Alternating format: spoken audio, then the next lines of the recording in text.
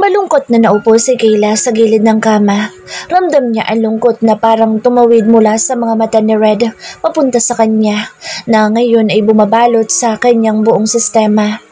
Napakabait na apo ni Red. Isang mapagmahal na nilalang sa katauhan ng isang mataas at napakayamang lalaki. Nakakatuwa dahil kahit na ganoon, ang mga paa nito ay nakaapak sa lupa, hindi nangahamak at hindi nagmamataas. Nakakabilib ang mga magulang na nagpalaki sa isang bilyonaryong tulad ng boss niya. Tapos siya, isang pobreng babae ay ginamit at sinamantala lang iyon para sa pera. Hindi niya gustong isipin pero naaalala niya ang minsan na sinabi ni Bernard sa kanya na meron iyong ama. Pero galit iyon sa ama at hindi na talaga kinibo kahit na kailan. Sa tuwing nagtatanong siya, umiinit ang ulo noon na tila ba desperado sa isang bagay na hindi niya alam. Malalim daw ang hidwaan ng dalawa, kaya huwag na raw niyang tinatanong pa ang taong itinuring na noon na patay. At dahil sa takot niya sa boyfriend at mag-away sila'y hinayaan na lang din niya. Ang sabi lang ni Bernard, unfair ang ama noon at parang hindi anak ang turing doon. Kaya mas ginusto noon na tumayo sa sariling mga paa. Kaya kahit na sa pagpapakasal nila ay talagang hindi na sumagi sa isip noon na imbitahan man lang ang ama. Thinking of it now, parang may mali. Hindi man niya gustong ikumpara na naman pero malambot ang puso ni Red. Si Bernard, hindi niya alam kasi ang isang ama ay ama pa rin kahit na ano mangyari. Kung ang pagmamahal ni Red sa lola nito, na sa pagkakaalam niya ay great-grandson na lang ito, sobrang mapagmahal nitong lalaki. Sa puso niya ay nananalangin siya na gumaling pa ang matanda para sumaya pa ang mga taong nagmamahal doon. Humaba pa ang buhay na hindi naman iyon nahihirapan. Sana isang normal na sakit lang ang dumapo roon. Para kay Red at sa mismong Donya. Tahimik siyang nahiga sa kama. Ang lungkot bigla ng buong kondo at hindi niya alam kung makakatulog siya. Naalala niya ang kanyang cellphone at saka mabilis siyang bumangon ulit at inabot ang kanyang bag. She grabbed the phone and checked the phone book. Agad niyang tinawagan ang numero ni Bernard at nag-ring iyon. Bernard! Usal niya pero wala namang sumasagot hanggang sa mamatay na lang iyon ulit. Ganoon na naman ang nangyari. Tulad noong una, ang pagkakaiba lang ngayon ay nag-ring parati iyon. Maluha-luha siyang napaupo at walang sawa na inulit-ulit ang pagtawag hanggang sa abutin siguro siya ng 30 na beses at tuluyan na iyong hindi nag-ring. Nangihina niyang naibaba ang kanyang cellphone. Ano na ba ang nangyayari? Tila nabubisit na rin siya dahil para na siyang tanga. Daig niya pa ang tulog sa pansitan, samantalang asawa siya. Kung pinaglalaruan siya ng mga dumukot kay Bernard, bakit naman? Ano ba ang kasalanan niya? Bakit hindi nalolobat ang aparato sa lagpas 1 linggo na pagkawala noon? Ibig nung sabihin may nagcha-charge sa smartphone ng asawa niya. Para ano? Bumagsak siya sa kama at bumagsak din ang mga luha niya sa magkabilang gilid. Kapag paulit-ulit pa itong nangyari, iisipin na rin niya na baka totoo ang sinasabi ni Dindo at ng investigador. Pumasok si Kayla sa trabaho kahit nasira ang kanyang mood. Nag-text siya kay Red dahil yun ang pangako niya, na kaagad naman nag-reply. Babuela's still in the ICU. They're monitoring her. Her blood sugar was high and she just developed it suddenly. May I call? Napalinga siya. Nakita niya si Dennis na nakatingin sa kanya. Tila nagmamasid. Ang dakilang marites ng taon. Nandito yung head ko. Puntahan na lang kita mamaya. Gusto mo ba? Yun ay kung wala kang kasamang girlfriend dyan. Well, you're my girlfriend. You can come here. Lunch break. I'll just pick you up. No need na. Anya agad. Ako na lang. I-text mo na lang sa akin. Magtatrabaho na ako ha. Huwag ka na masyadong mag-alala. Pasok na ako sa locker room. Marami ng tao. Okay, sweetie. I'll give you the payment later. I forgot it. Thank you. Thank you din. Nakangiti niyang sagot. Thank you kasi mabait ito sa kanya at sumasaya din siya kapag magkasama at magkausap sila. Mali pero tila pakiramdam niya ay yun ang tama. Hindi siya nagpapasalamat para sa bayad pero ang kalungkutan niya ay napapawi rin. Red is quite helping her to overcome her sadness and anxiety. Pasimple niya itinago ang cellphone pero nang akma na siyang hahakbang ay nasa harap na si Dennis. Lakas ng pagkapit mo ah. Anitong kumamot sa kilay. May medical certificate ka pa? Anong masakit sa'yo? Pagkababae mo? Umigting ang panga niya at sukat doon ay kasunod na umigkas ang kamay niya sa mukha nito. Aba! Ang lakas ng boss na sabi nito. Nananampal ka ng head mo? I will report you for this. I-report mo. Saan tayo makakarating? Sa CEO? Sa chairman? Sige, i-report mo para malaman na lahat kung gaano kabastos ang bibig mo. Kung ikaw ang head ng ganito kalaking kumpanya, walang gugustuhin maging konektado. Sinungaling ka. Inaano ba kita? Tinatanong lang kita kung anong sakit mo. Basta ba magtanong ako? Painosenteng tanong nito sa kanya na parang pinalalabas na siyang may mali at bastos. Ikaw ang sinungaling. Bastos ka. Naturingan kang matandang binata pero wala kang pinagkatandaan. Demonyo ka. Galit na sigaw niya rito. Somehow, Dennis had hit her. Kaya siguro ganito ang reaksyon niya dahil tinamaan siya pero hindi pa rin tama na ganito ang gawin sa kanya ni Dennis. Maraming nakatingin sa kanila at sa pagitan na isang umpukan ay nakatayo ang sekretaryo ni Red. Tumalikod iyong papaalis. Nagmumura ka pa sa head mo. Tila na habang nadrama pa ni Dennis kaya ganoon na lang ang tingin sa kanya ng mga tao roon. Mumurahin ka niya kasi namumuro ka na. Galit na sagot ni Berna mula sa kung saan kaya napalingon siya. Huwag na Berna, madadamay ka pa. Saway niya sa kaibigan. Di damay niya kasi doon lang naman siya magaling. Porke head siya, feeling niya siyang may-ari ng buong kumpanya. Bulok naman ang pagkataon niyan. Bastos yan at parang walang pinag-aralan. O sige, ngayon mo insultuhin ang kaibigan ko para lumabas lahat ng baho mo. Ang baho mo! Galit na galit ka kasi lagi ka binabasta ni Kayla. Hindi mo matanggap na ayaw niya sa'yo kaya ang dami mong problema sa buhay mo. Huli ka na kasi sa biyahe kaya naghahabol ka. Ang bagay sa'yo, babae sa mental asylum. Dennis! Bigla siyang hinaklit ni Berna. Aray! Daing niya. Sorry. Anito pero mataas ang noon na tumingin kay Dennis. Siya man ay tumingin din sa lalaki. Ituloy mo.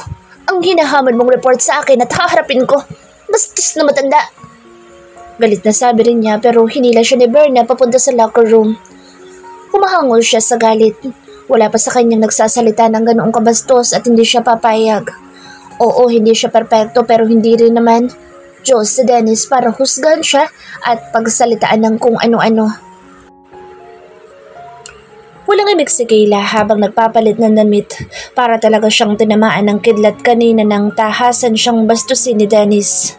Totoo iyon pero naiiyak siya dahil masakit pala na masaling ng katotohanan.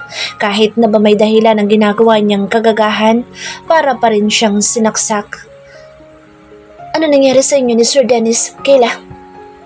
Usisa na Mary sa kanya kaya napatingin siya roon. Hindi niya mga super close friends sa mga ito pero hindi rin naman niya mga kaaway. Hindi siya nagsalita dahil totoo naman ang sinabi ni Dennis. Ang hindi lang niya gusto ay ang pambabastos ng lalaki sa kanya. Sa tanang buhay niya ay walang nambastos sa kanya ng ganoon. Namumuro ng matandang gurang na iyon ha? Baka gusto na noong makatikim na mag-asawang pampiang. Ani Berna saka kumakarate pa. Mabilis iyon na umiikot-ikot hanggang sa ma-out of balance. Napatili ito pero may sumalo sa kilikili ni Berna. Dalawang braso na lalaking naka-long sleeve.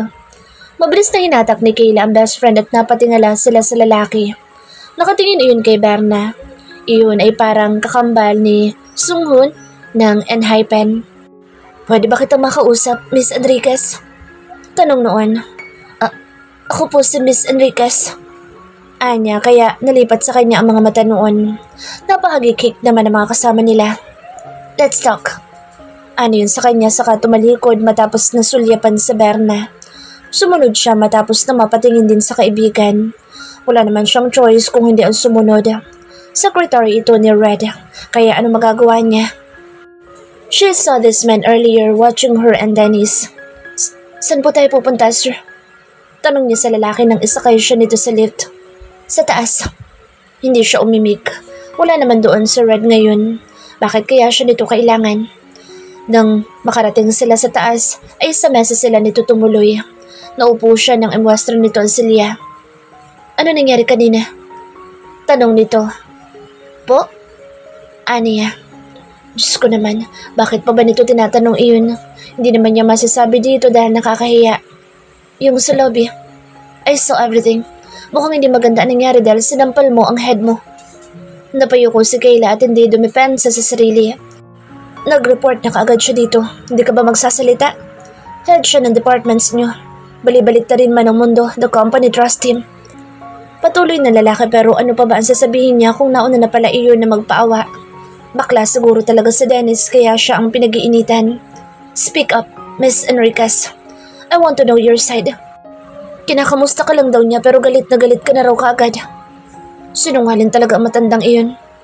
Just recently, he sent a termination paper and it was for you. Pinapunit iyon ni boss. And I certainly know what's happening between you and boss. Dito na lumipad ang mga mata niya sa sekretaryo. Hindi pa rin siya sumagot at nakatitiglan dito. Wala akong pakialam doon. Inaalam ko lang kung ano nangyari sa inyo kanina ni Mr. Bustamante. Magsalita ka na. Pamimilit pa nito sa kanya. Hindi niya po ako kinumusta. Yun ang totoo. Ang sinabi niya sa akin, ang lakas daw ng kapit ko dahil may pa-medical certificate na ako. Ano raw ba? Ang masakit sa akin, ang pagkababae ko? Diretsong sagot niya na medyo ikinapatda nito. Medyo napaiwas ito ng tingin. Sorry about that. Alam ko pong head siya, pero ang bibig niya hindi pang head. Mas masahol pa siya sa inodoro na kinukuskus ko. That's why your friend was so mad. What's her name? Berna po. Bernadette Galores.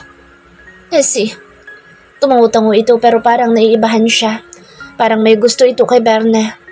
Sa una pa lang na umapak ito sa locker room, iba na ang titig nito sa kaibigan niya. Wala naman akong gusto pang malaman. Yun lang talaga kasi alam ko naman na hindi mananampal ang babae sa simpleng pangangamusta. Ngumisi ito na tila hilaw. Hindi naman ako naging kanang kamay ng boss para maging tanga. Pwede ka nang bumaba. Ano ito pa? Tumango siya. It is my duty to look after my boss girl inside this company. Kayla's brows creased. Luminga siya sa paligid at wala naman doon ng mga tao. Nasa flag ceremony iyon sa ibaba, alam niya. Boss girl, yun talaga ang taguri ni Rad sa kanya, na kahit ang lalaking ito ay ganoon din ang tingin sa kanya. At least kahit paano ay hindi siya nababastos. Isa pa, wala naman sa tabas ng mukha ng secretary na binabastos siya. Ibang-iba ang mukha ni Dennis sa lahat.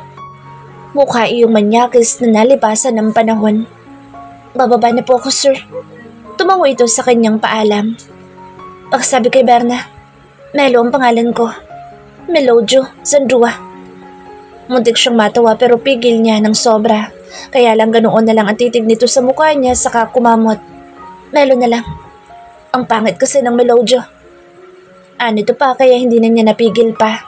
Natuwa talaga siya dahil para itong lalaking bersyon ng Melody.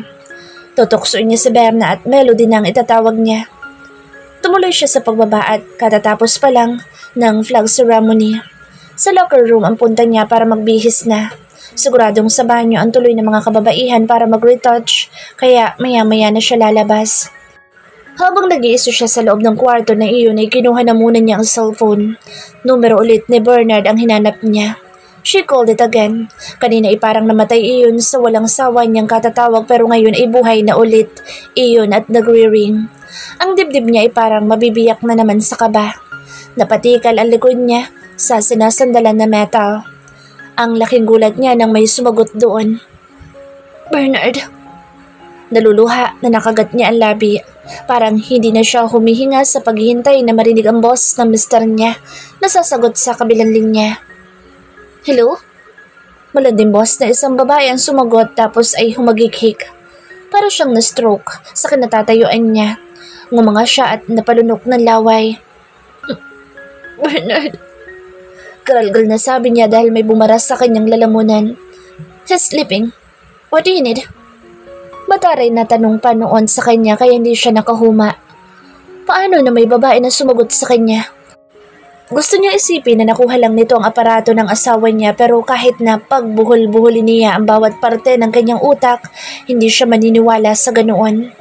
May password ang smartphone ni Bernard at hindi yun basta-basta mabubuksan ng kahit na sino man. Kahit siya noon ay hindi iyon nabubuksan kapag nagpapalit si Bernard. Inaalam pa niya ang password. Hindi siya pwedeng magpakahangal at utuin ang kanyang sarili na nakuha iyon ng ibang tao. At isa pa malinaw na sinabi ng babae na tulog ito. Bernard is alive, only that he was with a woman. Sino ka? Buong tapang na tanong ni Kayla sa kabila ng nagbabadya niyang mga luha sa mata. What? The woman scornfully asked. Who are you to ask me that? Nanay ka ba niya? Humagkik itong muli. Sagutin mo ang tanong ko. Sino ka at nasan si Bernard? Galit na tanong niya ulit. He's still asleep. Pagod siya, okay? Kung secretary ka niya, manahimik ka na muna dahil ilang rounds kami sa kama at wala siyang panahon sa'yo. Get lost! Anito pa sa kanya. Maya-maya nakarinig siya ng kaluskos pero parang pinipiga na ang puso niya sa sakit. Tumulo na ang luha niya pero wala siyang imik hanggang sa makarinig siya ng boses ng isang lalaki. Nagtatanong iyon ng, who's that? Tapos ay biglang nawala ang linya. Tulala ang dalaga na naibaba ang cellphone na halos nabitawan na rin niya sa sahig. Pilit niyang inaaninag sa isip kung sinong nagmamayari ng boss na iyon na lalaki at hindi siya pwedeng magkamali sa ganoong tono. Bernard sounds like that when irritated.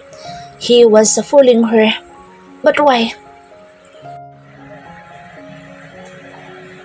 Umigting ang panga ni Red matapos na makausap sa Melo.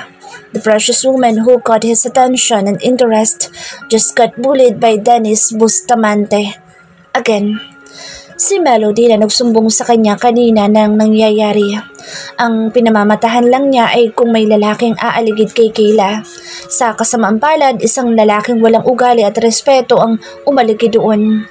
Yun na ang huling pambubuli ni Bustamante kay Kayla dahil sisibakin na niya ang lalaking iyon sa pagiging head. Take it or leave it. Magiging janitor iyon na tagalinis sa labas ng building para yun naman ang pagtawanan. Lumilipad ang utak niya nang biglang may humawak sa kamay niya. Agad siyang napatingin sa kanyang lola. Babuela! Bulas niya kaagad sa kanapatayong mula sa kinauupan. Agad siyang yumukod at hinawakan nito sa muka. Hinalikan sa noo at umiiyak sa may ulo nito. Tinapik siya nito sa braso. Don't speak yet.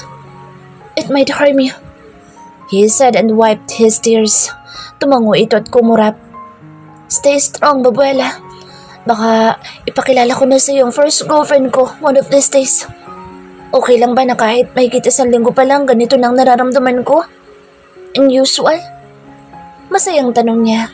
Nakatitig lang ito sa kanya at tumango muli. Don't die, ha? Naiiyak na sabi niya para rito saka siya yumakap. Taka na. Ani Carmen sa kanya. When it's time, I will go. No! Agad niyang iyak sa matanda. Not this time. Gusto niya ay ikasal siya, nabuhay pa ito. Na-witness na nito si Rika at Delight na nagpakasal at nag-asawa. Siya na lang. Gusto niya ay makita siya nito na naghihintay sa altar sa babaeng mahal niya. Yung makakasama niya buong buhay niya. John, what took him so long? He was afraid because all of those women he met were like his father's ex. And a woman came, a different one rather. Simple, kind, sweet in the most unusual way. Caring, walang bahid ng kalandian sa katawan. Patawa at maalalahanin. Don't go yet. Iyaw mo na bang makita na mag-asawa? Ako, Babuela? Naloloko mo ko. Anito kaya natawa siya at natingnan nito sa muka. Nangingiti rin ito kahit na may nakasaksak na oxygen sa ilong. Gagaling ka pa, di ba? Tumango si Carmencita. Where's Red? Luminga ito kaya napangiti na lang siya. Inabot na naman ito ng pagiging ulyanin pero masaya siyang gumising na ito at unti-unti nang nagsasalita. Nambababae pa siguro? Dugtong pa nito sa sinabi pero ngumiti lang siya. Nakikita niya ang mga mata nitong mga sulnga-sulat sa tingin niya ay nagsasabi iyon na sana ay tumino siya. Bilisan na niyang magpakasal. Matanda na si Babuela, Carmen said. Seseryosohin ko pa, Babuela. Just wait a little while. But even if I get married, still don't leave us. Ay niyang parang bata. Ha? Nalukot ang mukha nito. Ilang edad pa? I'm already 1,000 years old. I'm so old. Tila dismayado nitong sabi kaya natawa na siyang muli at muli itong niyakap. Sana hindi na magbago pa ang nararamdaman niya kay Kayla para naman matupad niya ang pangako kay Carmen. Baka talagang hinihintay lang siya nito na makitang lumagay sa tahimik kaya pilit nitong pinahaba pa ang buhay. Kapag hindi naman kasi ito sinusumpong ng sakit ay malakas pa ito. Nakakastambay pa nga sa lawn habang nakaupo sa wheelchair. At sana kung ano man ang damdamin na mapuno sa puso niya ay magkaroon ng sukli sa babaeng ginugusto niya. Isang kuskus, isang singhot. Hindi matigil si Kayla sa pag-iyak. Ang sakit-sakit ng puso niya dahil sa narinig niya sa cellphone. Tanga ba talaga siya? Ngayon daig pa niya ang nahati sa dalawa. Ayaw niyang paniwalaan ang kanyang narinig pero ayaw din niyang maging dakilang tangengot.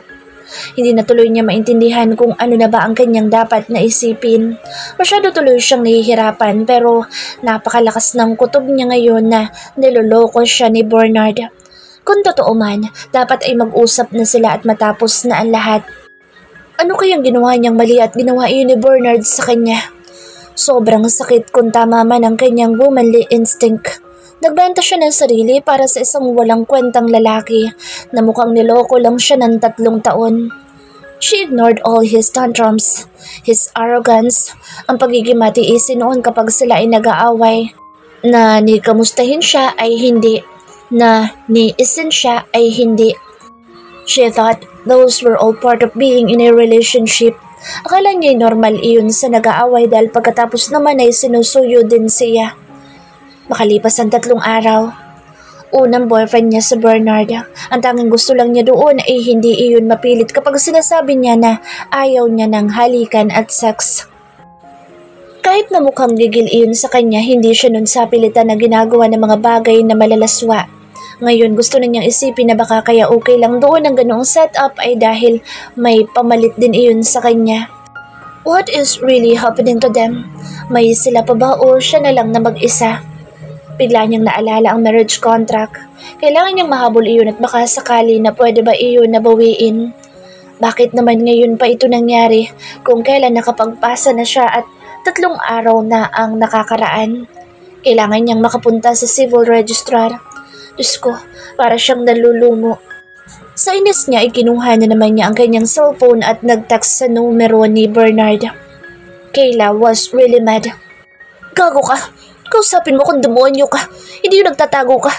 Kung pinaglalaroan niyo ako, magsalita ka. Harapan. Galit na pinindot niya ang send pero nang makasend iyon ay parang gusto naman niyang bawiin.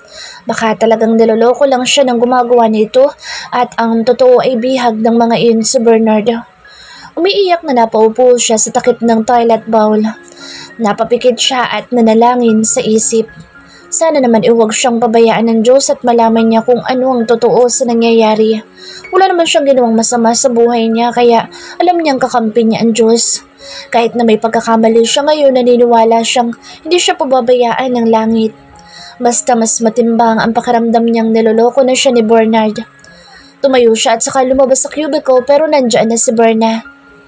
Kita ko sapatos mo sa ilalim. Tumambay ka sa inodoro? Problema. Napatunga nga si Kayla sa kaibigan niya. Ang bigat-bigat na ng loob niya sa mga pagsisinungaling niya sa Ate Rose niya, kay Berna at kay Red.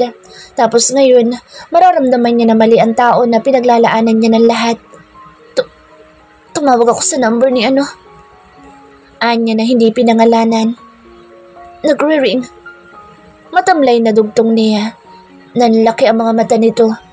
Buhay pa siya.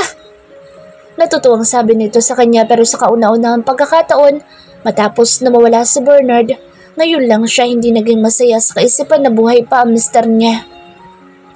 Oh, bakit parang hindi ka masaya? May sumagot sa cellphone niya. Babae. Agad na natutop ni Berna ang bibig. Diyos ko. Narinig ko siya sa kabilang linya. Nagsalita siya. Sandali, baka naman ibang tao yun at hindi siya. Pero paano nila nabuksan ang smartphone? Saka bakit nila ako lulukuhin? Ano bang mapapala nila sa akin? Nakapagtataka na walang tawag, walang ransom o ano. Para na akong tanga na nangangapa sa dilim, Berna. Wala na akong maisip. Feeling ko tuloy ang dami lihim ni Bernard sa akin. Malungkot na sabi niya rito. Hindi rin naman nakaimig ang kaibigan niya. Sinabi na niya rito sa chat ang sinabi ni Ricky sa kanya at ni Dino. Gusto na tuloy niya ngayong paniwalaan na sinabi ng taxi driver sa kanya. Hindi nga kaya mayaman si Bernard talaga at umalis na iyon dahil ayaw na sa buhay na mahirap. Pero bakit hindi siya isinama? Napakaraming tanong sa isip niya na hindi naman niya makayanang sagutin. Hindi ka agad nakasagot si Berna sa kanya. Tapos ay napalunok ito ng laway. Parang nahahabag sa kalagayan niya ngayon. Kung ganun, dapat malaman mo ang totoo kung ano ba talaga. Hindi naman pwede ang ganito, Kayla. Napakasama naman niya kung pinaabot pa niya sa kasalan. Mainit ang ulo na sagot dito sa kanya. Siguradong ganito rin na magiging reaksyon ng Ate Rose niya sa oras na malaman ang nangyari. May balita pala ako sa'yo. Ani Berna sa kanya. Hayaan mo na muna yan. Kung niloloho ka ni Bernard, wala na tayo magagawa. Si Dennis. Ano to sa kanya? Ano naman ang tungkol sa visit na yun? Inis niyang sagot sa kanya sinaksak ang mop sa lalagyan. Tulak niya ang kanyang lalagyan ay lumabas sila ni Berna sa banyo. Janitor na siya. Napatigil siya at tumingin sa kaibigan. Sa halip na ma-promote ang gago, bumagsak sa pagiging janitor. Tumawa ito kaya natawa din siya. Saan mo nabalitaan yan? Si Sir Melo pala. Sabihin ko daw sa'yo na Melodio ang pangalan niya. Ha? Kunot no ito. Type niya ako? Napakibit balikat ang dalaga. Type ko din siya. Anito, kaagad niyang naitulak ang kaibigan. Agad-agad? Anya pa kaya lumakas lalo ang tawa nito. Totoo naman kasi. Mukha siyang K-pop singer kaya kora ako. Pogi-pogi. Napapailing na lang siya dito. Luka-luka rin talaga ito. Kaya nga magkaibigan silang dalawa. Kapag ito ang kausap niya ay parang wala siyang problema. Teka, totoo bang janitor na lang siya bang? Correct. Check ni Berna sa ere. Ayon sa aking source, may nahanap na mas qualified sa kanya na maging head. Kaya papalitan siya. Ayon pa sa aking source, ang sabi ay take it or leave it. Wow. Kayla said in disbelief. Ikaw na ang dakilang maritas ng taon. Natawa silang pareho nang pumasok sila sa locker room. Sino naman ang source mo? Tanong niya pa kay Berna. Sister Melo. Wow. She reacted comically. Ano raw ang sabi naman ng mayabang? Maghahanap na lang daw na ibang trabaho kaya sang insultuhin ng ganoon. Yun ang karma niya.